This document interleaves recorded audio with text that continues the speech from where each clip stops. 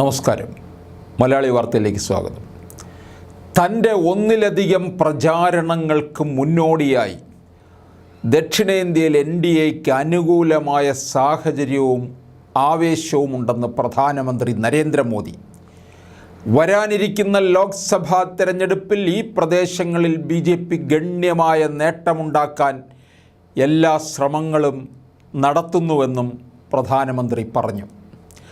തിങ്കളാഴ്ച കർണാടകയിലെ ശിവമോഗയിലും തെലങ്കാനയിലെ ജഗ്തിയാലിലും പ്രധാനമന്ത്രി റാലികളെ അഭിസംബോധന ചെയ്യും. കൂടാതെ തമിഴ്നാട്ടിലെ കോയമ്പത്തൂരിൽ റോഡ് ഷോയും നടത്തും. ഞാൻ ഇന്ന് ജഗ്തിയാലിലും ശിവമോഗയിലും റാലികളെ അഭിസംബോധന ചെയ്യും. പിന്നീട് വൈകുന്നേരം കോയമ്പത്തൂരിൽ റോഡ് ഷോയിൽ ചേരും.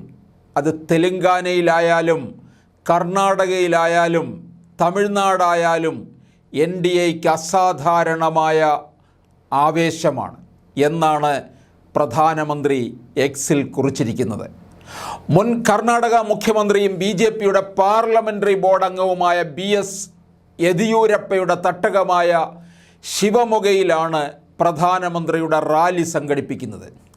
ഇതിനു പുറമെ തെലങ്കാനയിലെ നിസാമാബാദ് നിയോജക മണ്ഡലത്തിൻ്റെ ഭാഗമായ ജഗ്തിയാലിലെ മോദിയുടെ റാലി കരിംനഗർ സ്റ്റീൽ സ്വാധീനം ചെലുത്തുമെന്ന് പ്രതീക്ഷിക്കുന്നു.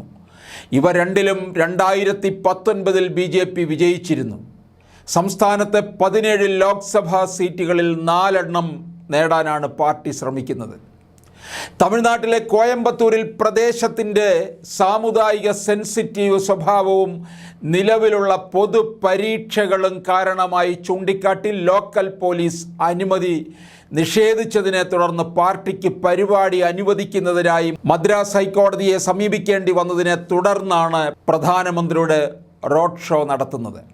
മുൻകാലങ്ങളിൽ BJPയെ അനുകൂലിച്ച കോയമ്പത്തൂർ 90കളിൽ നിലവിലെ ജാർഖണ്ഡ് ഗവർണർ CP രാധാകൃഷ്ണനെ 2 തവണ ലോക്സഭയിലേക്ക് തിരഞ്ഞെടുക്കുകയും പാർട്ടിയുടെ വനിതാ വിഭാഗം നേതാവ് വനതി ശ്രീനിവാസനെ 2021 തമിഴ്നാട് നിയമസഭയിലേക്ക് തിരഞ്ഞെടുക്കപ്പെടുകയും ചെയ്തു. അതേസമയം ഈ തെരഞ്ഞെടുപ്പിൽ തങ്ങളുടെ പ്രഖ്യാപിത ലക്ഷ്യമായ 400 ലോക്സഭാ സീറ്റുകൾ കൈവരിക്കാനുള്ള ശ്രമത്തിൽ ദക്ഷിണേന്ത്യൻ സംസ്ഥാനങ്ങളിൽ ആഴത്തിലുള്ള രാഷ്ട്രീയ ഇടപെടലുകൾ നടത്താനുള്ള BJPയുടെ തീവ്ര ശ്രമങ്ങളുടെ സൂചനയാണ് ഈ 3 റാലികൾ.